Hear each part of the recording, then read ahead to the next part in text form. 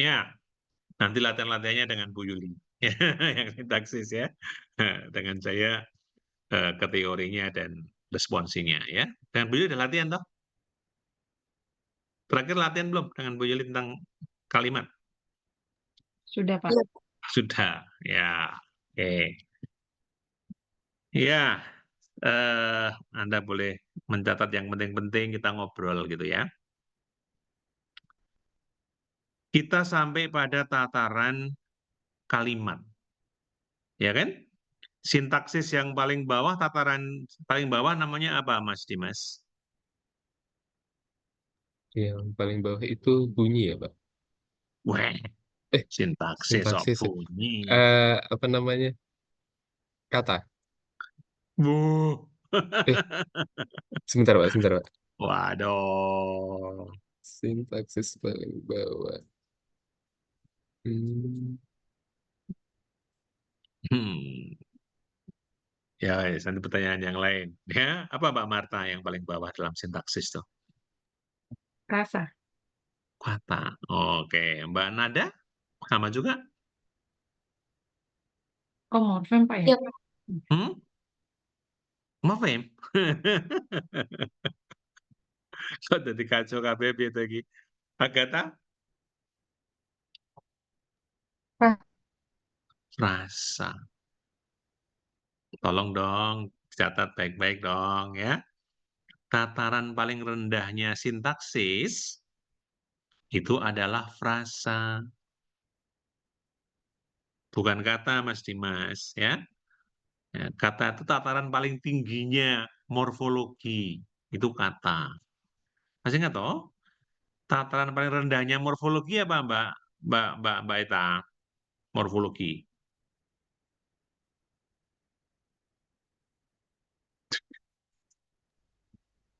Kata bukan ya, Pak ya?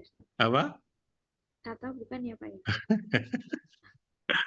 Aduh. Apa Mbak Nada? Tataran paling rendahnya morfologi. Morfem ya, Pak? Apa? Morfem, nggak usah ragu-ragu ya, Nada ya. Nggak usah pakai ragu-ragu ya, yakin aja ya. Kalau morfologi itu, tataran paling rendahnya adalah morfem. Paling tingginya adalah kata, gitu loh ya. Harus tahu itu ya. Kalau fonologi, tataran paling rendahnya apa?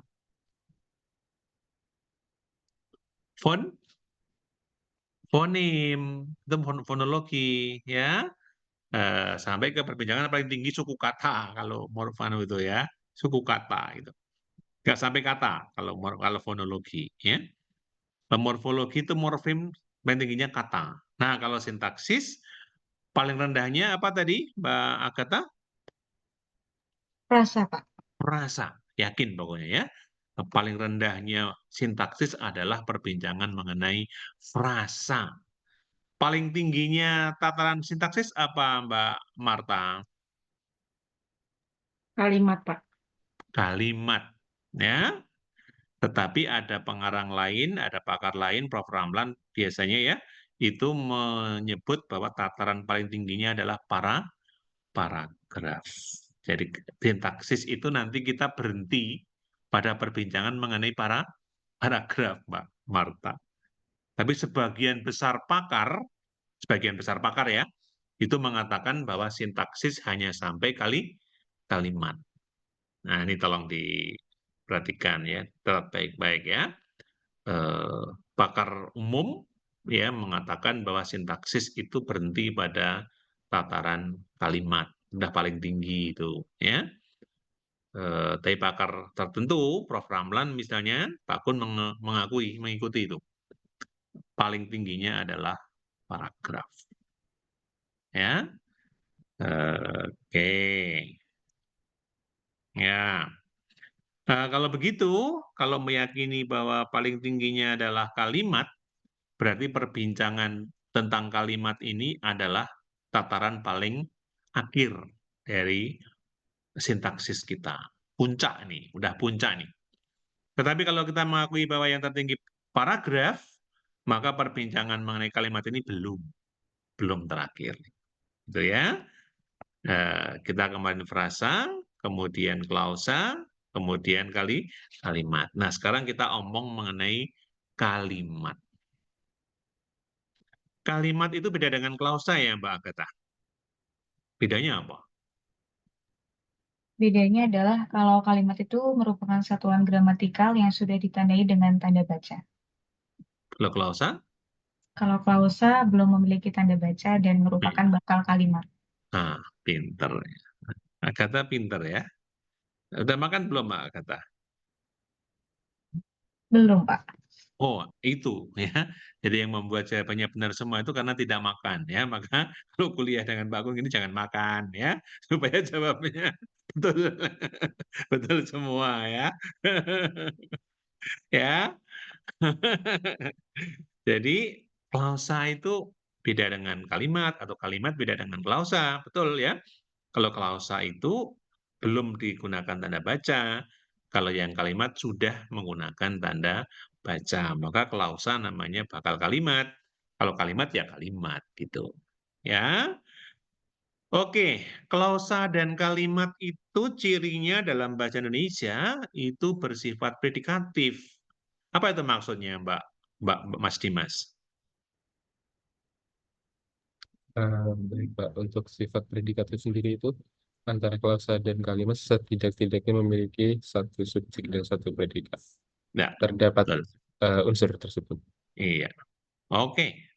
Bahwa klausa dan kalimat harus memiliki predikat. Ya, kalau tidak memiliki predikat nanti tidak bisa dikatakan sebagai klausa atau kalimat. Sama-sama bersifat predikatif. Ingat ya. Jadi kalimat kalau nanti menyusun kalimat Anda ya harus menjamin bahwa predikatnya itu ada. Ada subjek, ada predikatnya. Baru itu namanya betul kalimatnya. Ya, gitu ya. Nah, tadi kita sudah omong mengenai subjek, mengenai predikat, yang lainnya belum kita omongkan. Ya. Subjek itu bisa ditengarai. Ya, kalau tadi Mbak yang ambil novel tadi siapa ya? Oh, film ya. Mbak Marta. Ya. Halo Mbak Marta. Ya, Pak, maaf, Pak. Ada tamu sebentar. Baru ada tamu ya. Oke, saya ke Mbak Nada dulu ya. Ya.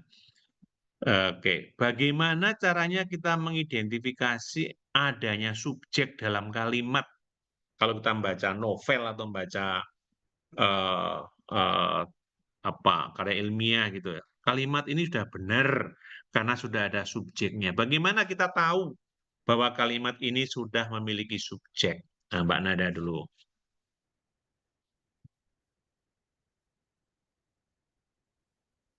Suara saya terdengar, Pak. Ya, Eh, Mungkin kalau misalnya menurut saya pribadi ya, Pak, maaf kalau salah, bagaimana cara cari tahu kalimat yang sudah punya subjek itu mungkin bisa diidentifikasi kata kerjanya dulu, Pak. mm-mm. Kemudian Bisa diidentifikasi kata kerjanya. predik, Nanti ketemu predikat. iya, Pak. Em,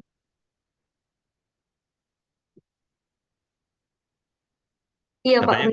Katanya kemarin ada latihan mengidentifikasi fungsi dengan Bu Yuli kan? Iya, Pak. Nah, jadi bagaimana mengetahui bahwa oh bener ini subjek, oh bener ini predikat, oh bener ini komplement, oh bener ini objek, oh bener ini keterangan. Nanti kita ngomong sampai sana, lalu selesai. Nah, sekarang yang subjek dulu. Nah, bagaimana Anda bisa mengetahui subjek dalam kalimat? Mbak Eta.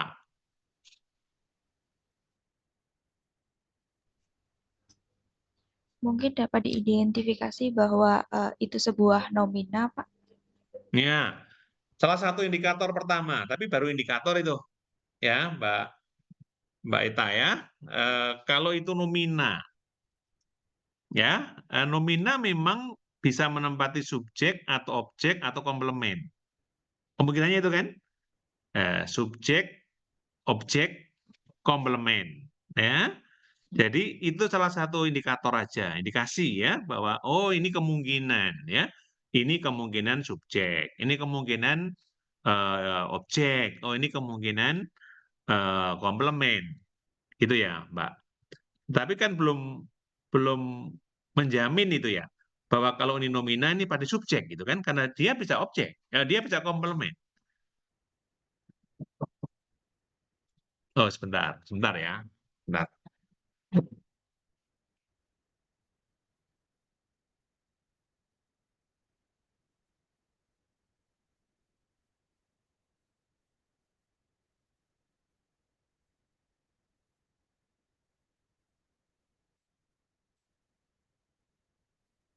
Ya, yo, lagi ya.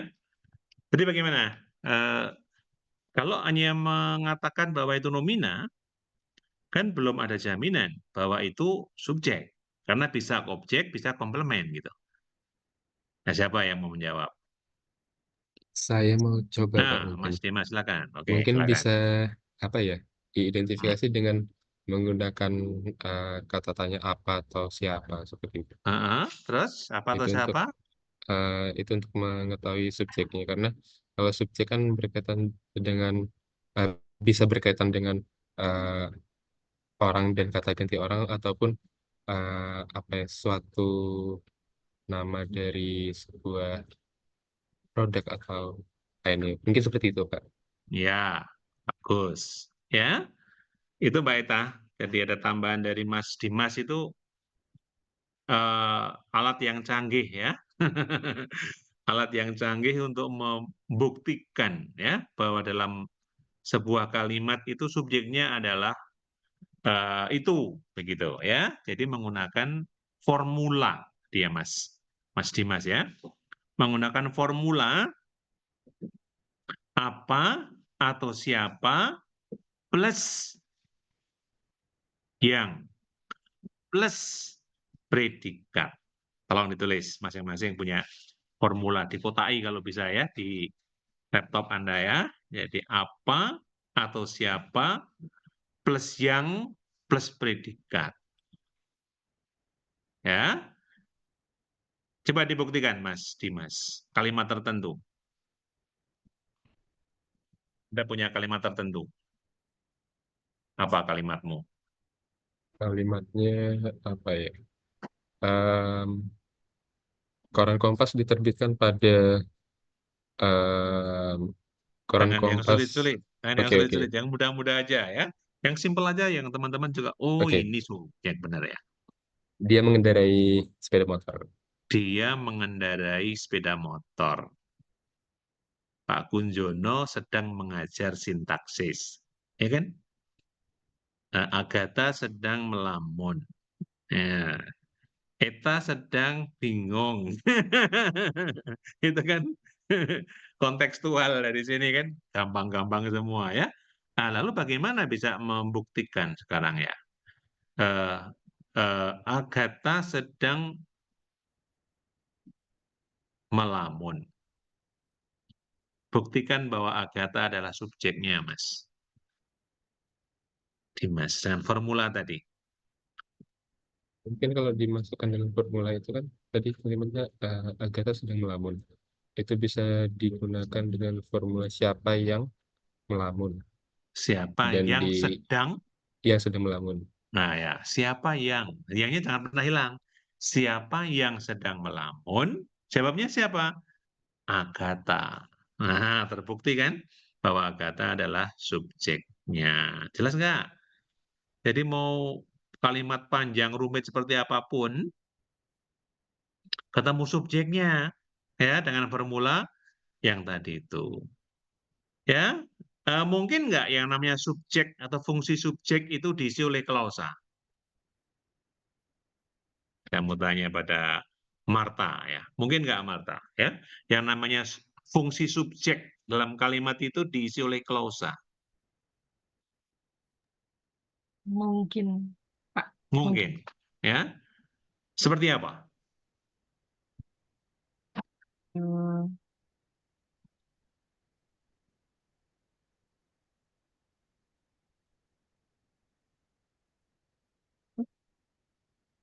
Bentar, Pak. Saya pikir.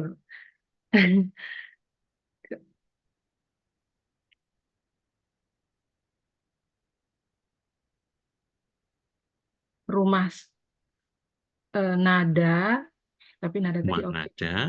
Nada tadi Hmm. objek ya. Hmm. Subjeknya berupa klausa. Anda Klausa. tahu kan, klausa itu ada subjek, ada predikatnya juga, gitu kan? Iya, Pak. Oh, terus seperti apa? Nada selama bertahun-tahun belajar dengan giat. Nada Malah selama jadi bertahun-tahun pusing. belajar dengan kegiatan. Mana klausanya? Aduh, para mahasiswa S2 ini ya. Maaf ya, Pak. Sudah sore saya ngelek, Pak. Wah itu ya, dasar ngele ya. Aduh. Ada yang bisa membuat kalimat yang subjeknya itu berupa klausa. Rumah itu lama Silakan. tidak ditinggali. Hah? Rumah yang? Rumah itu Hmm? apa ya, lama tak ditempati. Rumah itu lama tidak ditempati. Gitu ya, bukan deh kayaknya, Pak. Oke, itu mungkin terlalu kompleks sekarang ya. Sekarang kita lanjutkan dulu. Nanti pertemuan minggu depan barangkali kita akan sampai ke sana ya. Jadi klausa-klausa yang menempati fungsi ya. Klausa-klausa yang menempati fungsi subjek, fungsi objek, fungsi komplement, fungsi keterangan. Nanti kita bertahap saja biar nggak kompleks banget ya. Kita sekarang yang simpel-simpel dulu ya. Jadi yang pertama tadi sudah terbukti bahwa untuk mengidentifikasi subjek tadi kita menggunakan formula siapa atau apa plus yang plus predikat. Sebenarnya tadi saya tuh mau membuktikan bahwa subjek yang berbentuk klausa sekalipun itu bisa diuji ya dengan formula siapa atau apa plus yang plus predikat, tapi belum ketemu ya, nanti aja. Oke, baik. Lalu sekarang beranjak ke berikutnya. Kalau predikat, fungsi predikat itu bagaimana diidentifikasi? Kita, Mbak Eta, fungsi predikat. Tadi objek subjek sudah kan? Halo Pak, apakah terdengar? Terdengar. Baik Pak, cara mengidentifikasinya itu dengan menentukan bahwa apakah itu verba apa bukan Pak. Kata kerja Pertama apa? dengan melihat verba atau bukan ya. Tadi Ya, yang subjek, nomina atau bukan. Oke, itu indikator ya. Yang kedua tadi betul juga ya. Untuk salah satu cara mengidentifikasi predikat adalah dengan melihat apakah dia verba atau bukan. Oke, indikator itu.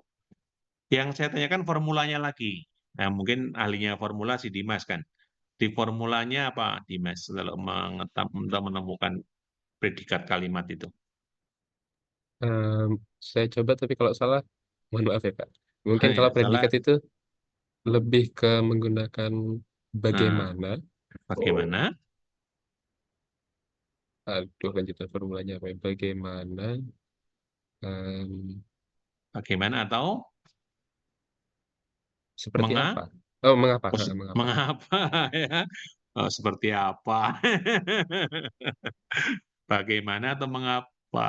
Ini berarti Anda ini lupa ketika saya memberikan kuliah perdana di ruang ke-14 ya.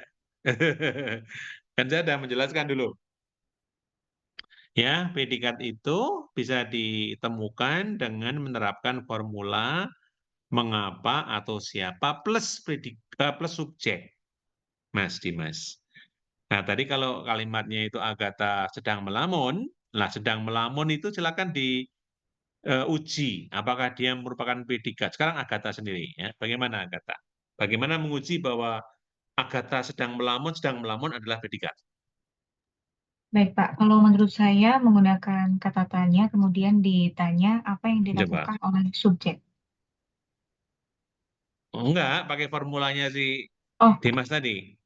Baik, Pak. Bagaimana tindakan yang dilakukan oleh Agatha Enggak. Jadi kan formulanya apa Agatha tadi? Dimas. Bagaimana atau mengapa plus Plus subjek. plus subjek. Kembali ke Agatha. Baik, Gampang Pak. banget kok. Tadi bagaimana? Bagaimana Agatha? Nah, cukup. Itu aja. Bagaimana Agatha? Jawabannya sedang melamun. Alah, mengapa Agatha? Boleh. Kan bagaimana atau mengapa kan? Mengapa Agatha? Sedang melamun. Gampang banget kok. Ya. Kalimat sekompleks apapun, kalau formula itu Anda terapkan, nah nanti Mbak Marta ini terapkan pada waktu mengajar di SMA ya, pada murid-murid Anda ya. Bagaimana anak-anak caranya mengetahui subjek kalimat dan predikat kalimat dengan mudah, gitu kan? Pokoknya besok diterapkan nih kalau ngajar ya. Oke, oke, baik. Tetapi indikator pertamanya betul si Eta, ya. Dengan melihat apakah ini verba atau bukan. Karena paling banyak predikat itu berupa verba. Gitu. Jelas nih? Oke, sekarang kita geser. Objek. Objek itu bagaimana bisa diidentifikasi. Kalau tadi yang subjek predikat sudah ketemu dengan formula. Ya. Ingat-ingat ya. Formulanya yang pertama tadi apa, yang kedua apa. Sekarang yang objek. Bagaimana kita bisa mengetahui bahwa, oh ini tuh benar objek kok, bukan yang lain. Nah, Damayanti, silakan. Kalau untuk objek menurut saya, Pak, itu formulanya apa atau siapa plus eh, apa atau siapa plus subjek mungkin. Yang ditambah subjek. Ya, itu diuji dengan cara permutasi. Catat baik ya. Jadi kalau yang subjek predikat mengujinya bukan dengan cara permutasi, ya. Kalau yang objek diuji dengan cara permutasi. Ya, komplement juga sama sekaligus nih ya. Jadi objek dan komplement itu diuji dengan cara permutasi. Permutasi itu apa, Mbak Marta?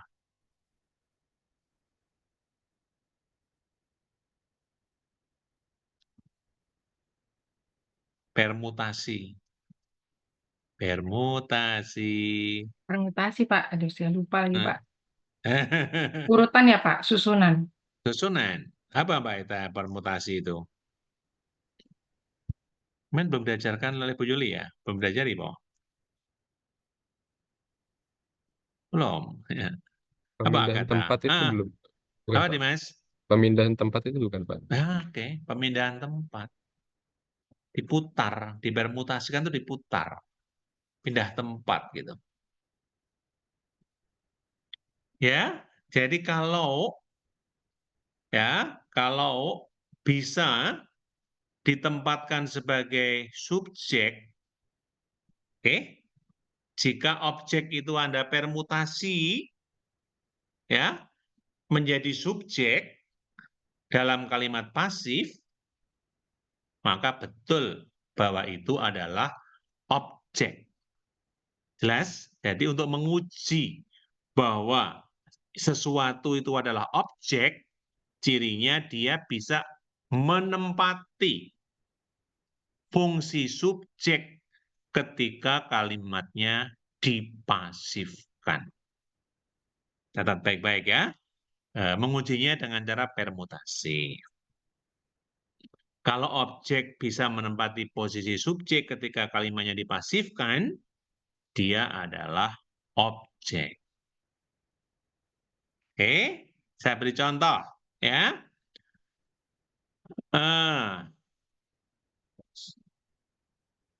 Kalau saya punya kalimat ini, saya menjatuhkan mangga di halaman. Saya menjatuhkan mangga di halaman.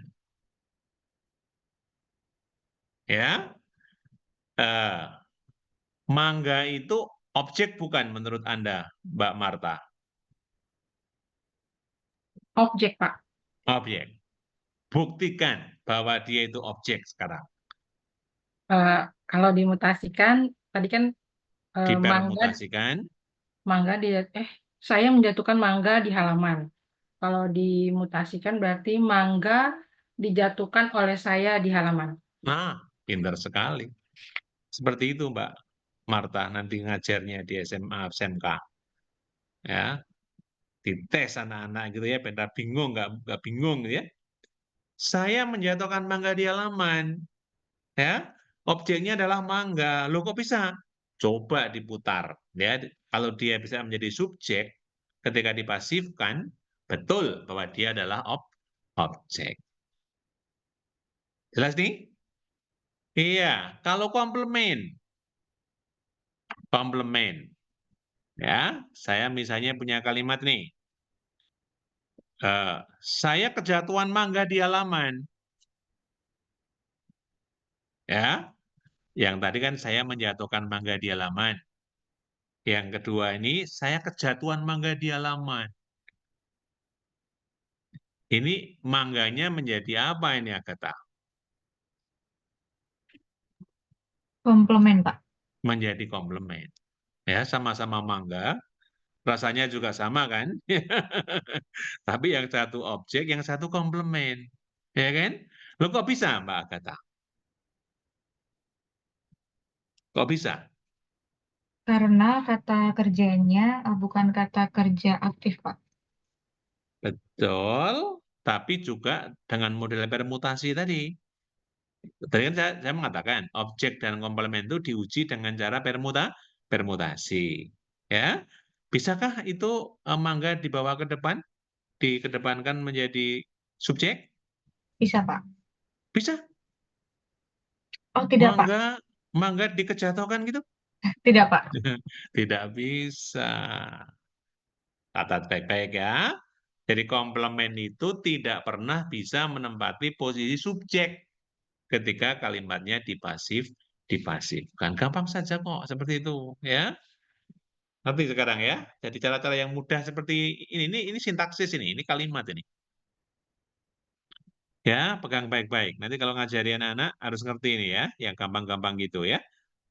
Membuat yang susah menjadi mudah itu penting ya. Ya. Nah, saya kejatuhan mangga. Mangga itu adalah komplement. Ya. Oke. Kalau saya punya kalimat ini, Kerang, bergeser lagi ya.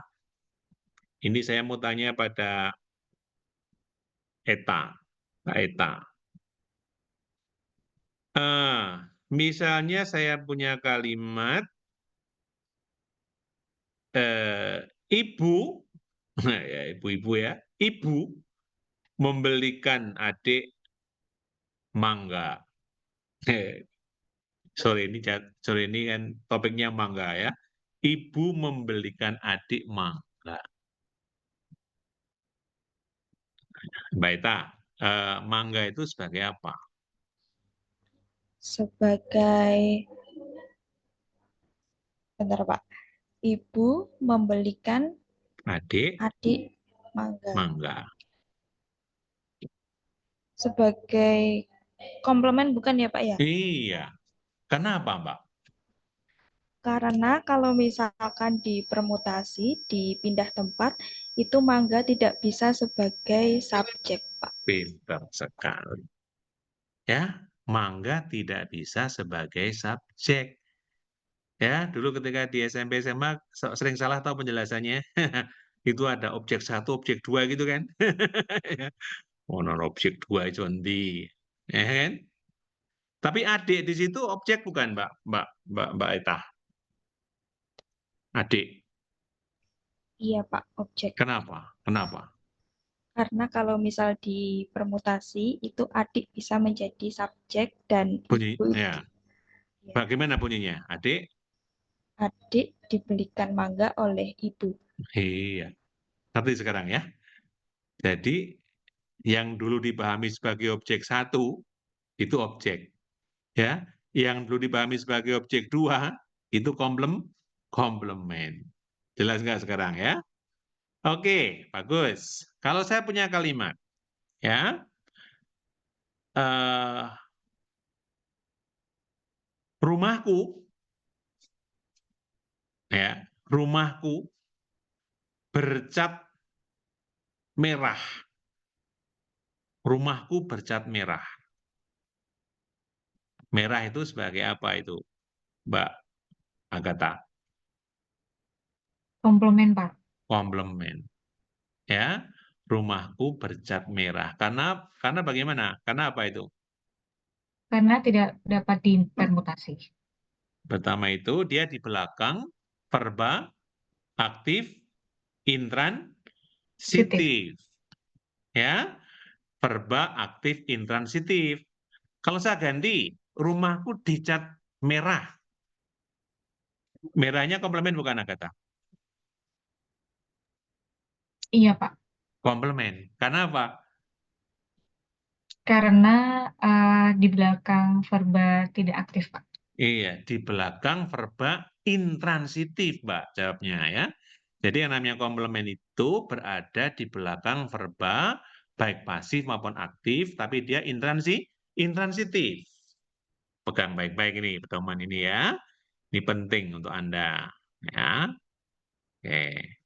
Jadi rumahku bercat biru, mobilku bercat merah, ya.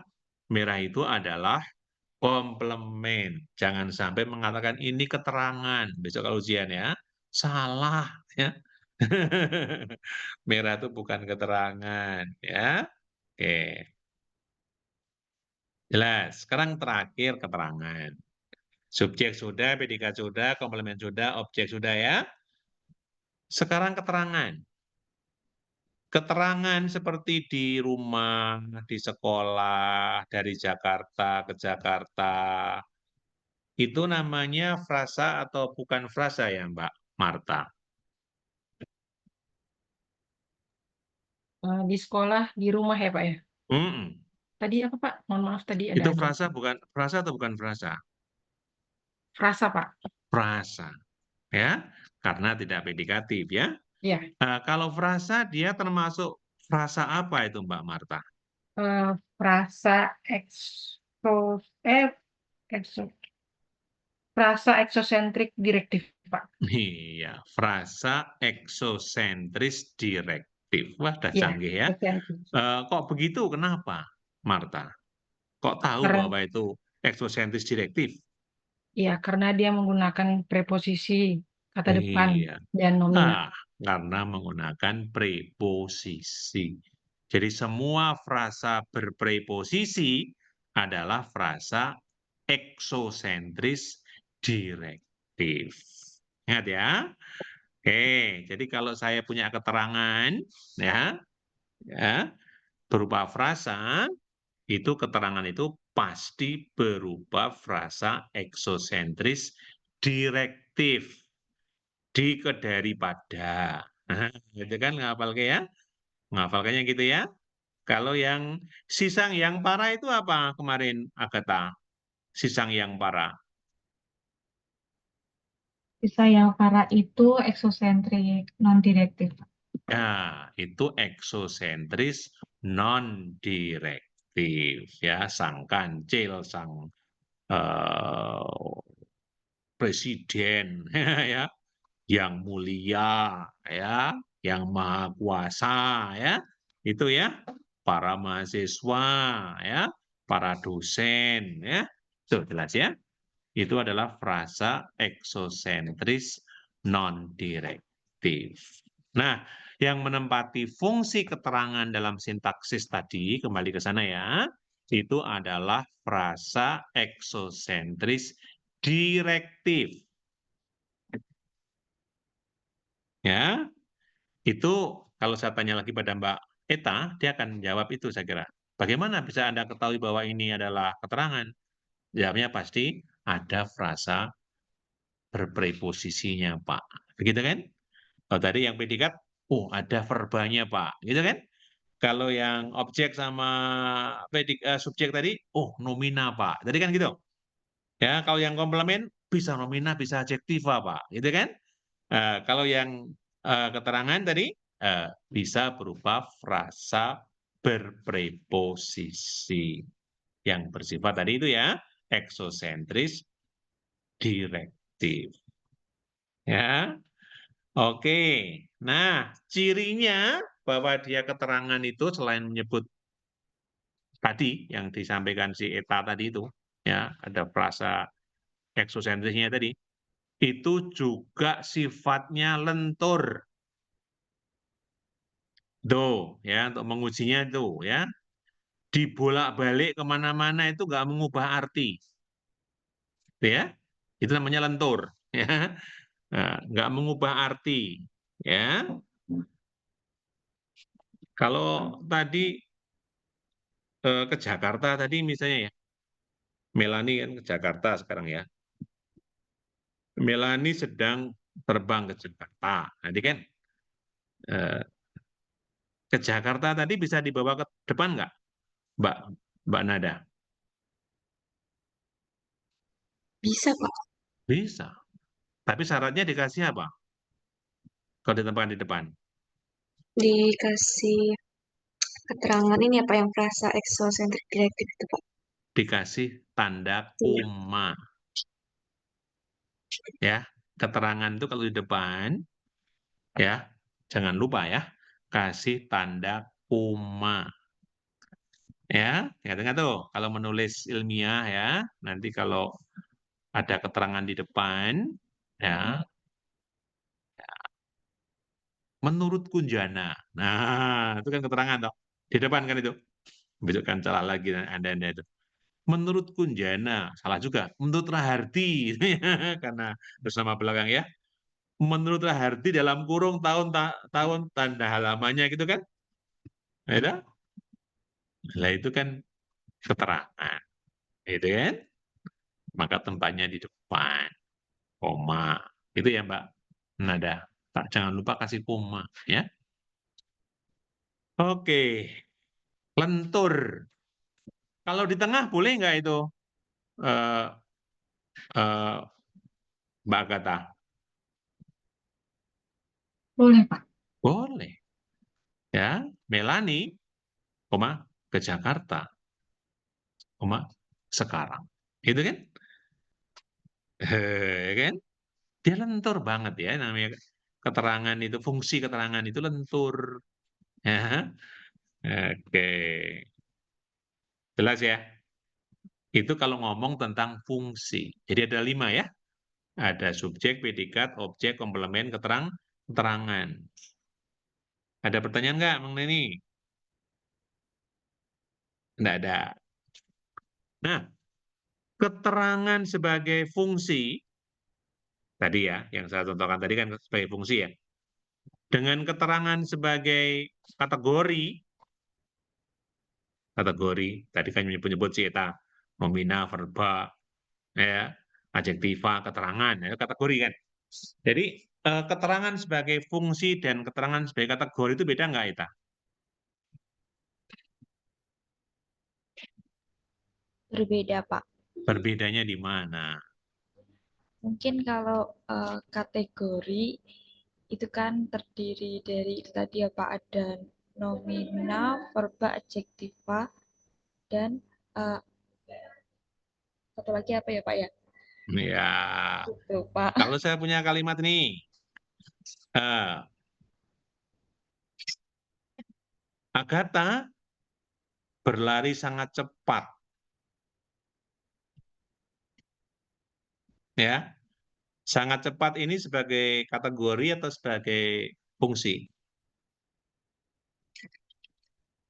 Eta. Sebagai fungsi, Pak. Sebagai fungsi. Apa? Kok sebagai fungsi? Sebagai kategori. Sebagai fungsi. Iya, Ya. Pak, sebagai kategori, Pak. Sebagai kategori. Kenapa kalau sebagai kategori, Mbak Eta? Iya, Pak, karena itu menerangkan yang sangat cepatnya tadi itu. Menerangkan? Sangat cepatnya itu sebagai keterangan verba, ya?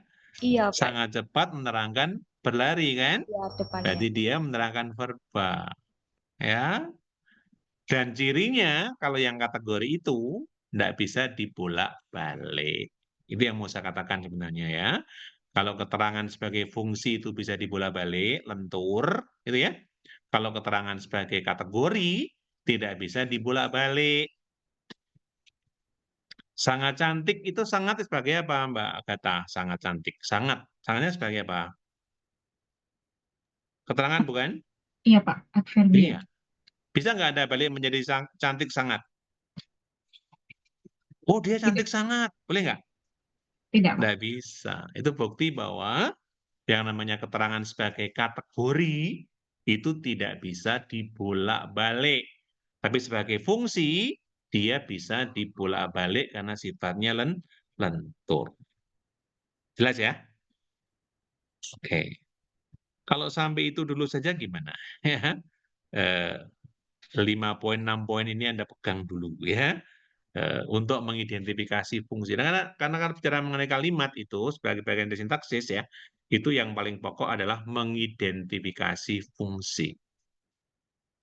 Minggu depan kita bisa masuk pada fungsi-fungsi yang berupa klausa yang tadi saya sampaikan kepada Anda, tapi mesti bingung kalau disampaikan sekarang ya. Ini pegang dulu ya.